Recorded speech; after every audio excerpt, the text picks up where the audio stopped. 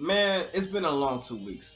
It's been a long 2 weeks, and I want to let you guys know that why I've been gone for 2 weeks or three is that, man, I needed a break from YouTube, man. I needed a break to get myself reevaluated, to build myself back up, to be the better content creator than I was 3 weeks ago. But anyways, enough of that. I wanted to come back and start a new series on my channel, which is called JoshSTATiX Pickup. In case you didn't notice about me, I like to pick up old video games, man. All that great stuff. I prefer them physical, but hell, I don't mind buying them digital. If you're wondering why I'm starting this, since a lot of media nowadays is going to the digital route, such as gaming, music, movies, TV shows, streaming in general, I feel that the physical media is going to die out soon. Maybe 10, 20, 30, 40, 50 years, we don't know. But I have a feeling it's going to happen. And while it's going to happen, a lot of things that's going to be physical is going to be hella expensive. But going forward with this, what JoshSTATiX Pickup is basically I will play these games that I picked up and I will just give you my opinion, how I feel about it. Kind of think of it like a little mini review. And we just go from there. Anyways, without wasting any more time, let's get straight to the video. This is JoshSTATiX Pickup. Alright, so starting off with the list, we got Lost Reavers, and here is some game that I got from the Wii U for free. So take a look at how I feel about it. Lost Reavers is a game I picked up for free on the Nintendo Wii U's eShop. For its presentation in terms of graphics, I think it looks alright for its console. However, gameplay wise, I did not enjoy it as much, especially playing as his only brother. Now, I thought it was cool that he had a lot of firearms and such, but my biggest issue was the controls for his sensitivity and looking around. It was so slow. It was not as responsive as I hoped. I even tried to put the sensitivity on very high, and I still have no luck. It was still an issue. And that's something that you don't need if you're trying to go for a game that's a first person or a third person shooter. But aside from that issue, there was hardly anyone playing this game to talk about even further. So I don't see myself playing this game again, and that's just my opinion on it. So yeah, Lost Reavers.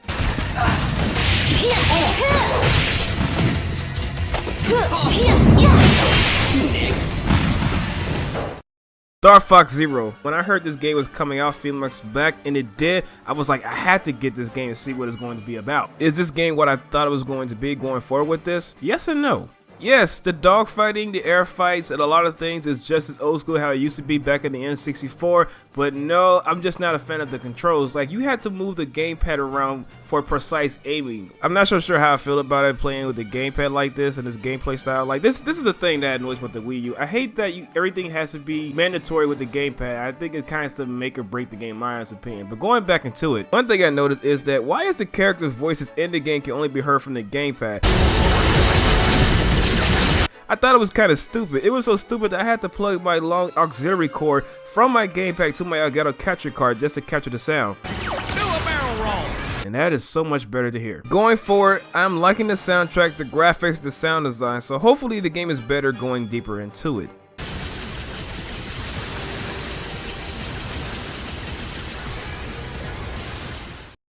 New Super Mario Bros. Wii. I have played so many Super Mario games throughout my whole life, and I can say that each game, in my opinion, ages well, how the old folks will say, like fine wine. Now let's be completely real about one thing. The Super Mario games were never known to be story heavy. Peach is in trouble, and so is the Mushroom Kingdom. And it's up to Mario to save the day, but because that's what he always does. He always saves the girl who always gets him in trouble, and she's not really worth anything. Now going into this game gameplay wise, playing it with the Wiimote seems very natural horizontally. You got your basic run and jump button, plus this game has this twirly spin move if you shape the Wiimote upward. And I'm liking the different variations of power-up suits, especially the Ice Flower suit. And it's good to see Yoshi is back. I miss punching him in the back of the head so much since Super Mario World. Anyways, nothing much else to say about the game except having a good time and breezing through these levels just like any other Mario game.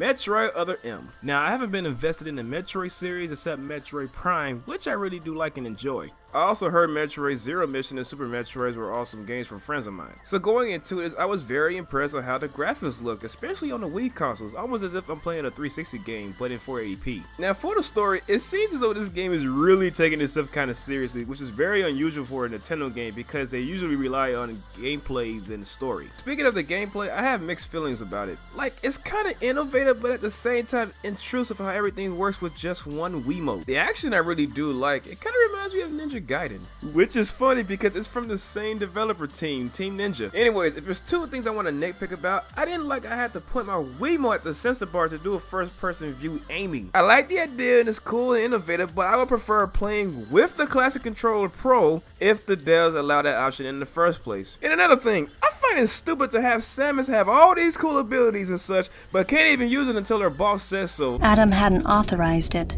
but I decided to remain on site for the sake of the others. What?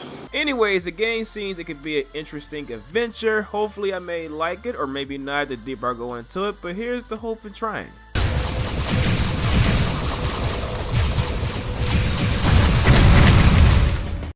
Mortal Kombat Shaolin Monks. Now this Mortal Kombat game is one of my favorite games that's outside the fighting game genre, which did a lot better than Mortal Kombat Mythology Sub-Zero.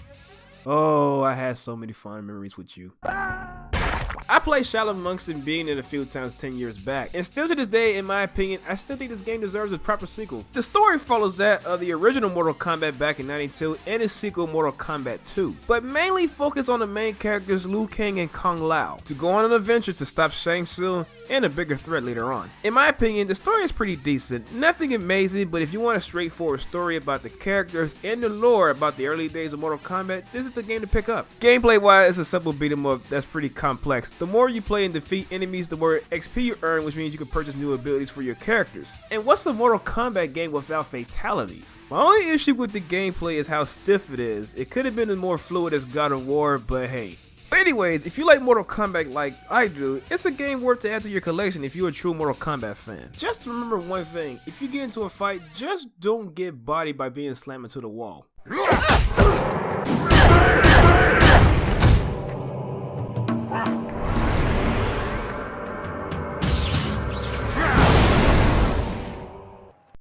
No More Heroes. I may not know much about this game going into it. I will say, and I'm announcing it right here, that I'm a sucker for these games that has intense violence, amazing gameplay, while beating someone's head in. Well, in this particular case, slicing it off.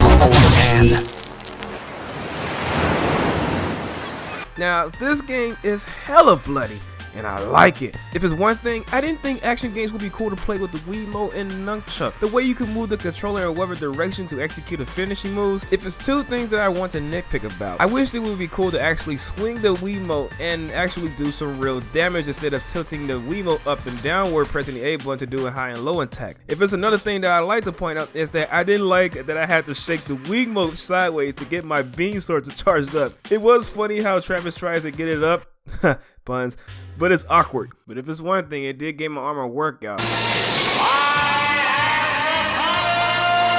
I like the soundtrack and I look forward to playing more of this game. As for the sequel, it's cool to play with the classic controller and it's in widescreen format, yeah, and I'll jump onto this after I beat the first one. Now if you excuse me, I have to go drop a load while I save this progress. Killer is Dead. From what I found out about this game is that it's from the same team who created No More Heroes. Aw, hell yeah. But slow down, for this game looks very darker in comparison to No More Heroes. Speaking of its presentation, even though I'm not a big fan of cel-shaded graphics, for this game I thought it was pretty fitting, to be honest. It reminded me of The Wolf Among Us. Now, I haven't gone very deep into the game. Story-wise, I don't understand what the hell is going on. Like, I have more questions than answers. Like, who are these characters? Their motives? Why do I see cybernetic limbs in these characters? Why is the setting seems very supernatural? Like, what is going on? And also, what does the phrase "killer is dead" means besides me playing the game? Killer is dead. Killer is dead. It's not helping me. As for the gameplay, I'm liking it. It may not be as brutal as No More Heroes, but I'm glad it's not as repetitive as it as well. Like, I like my hack and slash games that have a bit of complex style in them. The deeper, the better for me. So yeah, that's just my opinion on it.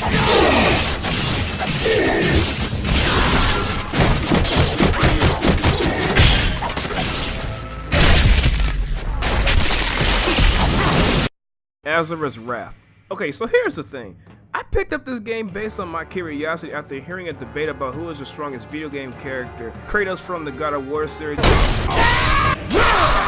or Asura from Asura's Wrath. From what I heard, majority of the people from this group that I'm on claim that Asura to be the strongest. I'm like, y'all ninjas must be crazy. How you gonna say that this guy is more powerful than Kratos? The dude took on gods and titans way bigger than him. But then someone pointed out that Asura beat a guy big as a planet. How the hell can you even top that? Anyways, from what I'm playing, seeing, and liking, the story seems pretty straightforward revenge plot with a style format that reminds me of an anime show. Like, each episode that ends in a cliffhanger had me looking forward to the next episode. Gameplay wise, it seems pretty simple, like a beat 'em up, even though I wish it was a little bit deeper, but that's just my opinion. Anyways, I'm looking forward to playing more of this game and enjoying the soundtrack while I'm at it, so here's to Asura. I hope the story ends well at the end.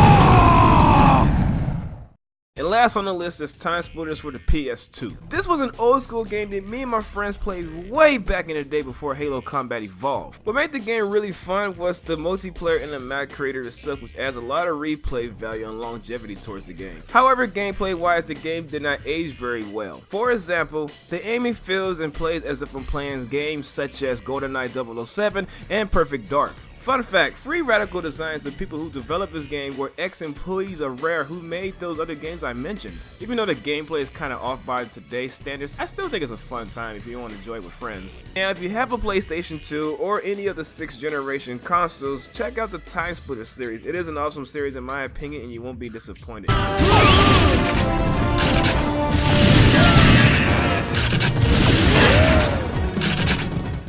Alright, so I hope you guys enjoyed that. That's the first episode of Static J's Pickup, but I hope you guys like and enjoy it. I just want to say that I enjoyed the games. I'm looking at you, No More Heroes, and definitely Asura's Wrath. I wanted to finish the game and completely and see how I feel about it, how it unfolds and everything. And Lost Reavers, man, even though it was for free, man, it could have been a lot more appealing. But hey, I just want to say that I really enjoyed making this video for you guys, and I hope you guys enjoyed it as well. So if you really do enjoy it, please let me know in the comment section below. Tell me what you think about it. If you have any games that you would like to recommend me checking out to add on to my list of games to pick up, please let me know in the comment section below as well. If you really enjoyed the video, please do me the favor and hit that like button. By hitting that like button, helps me out. Subscribe to the channel if you're new. Please, so helps me out. I really greatly appreciate that.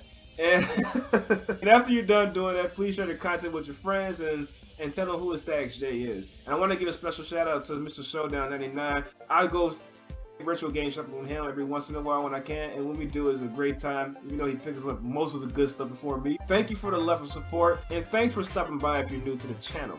Other than that, guys, I'm STATiX J, and I'm signing off, and I'll see y'all another time. Peace.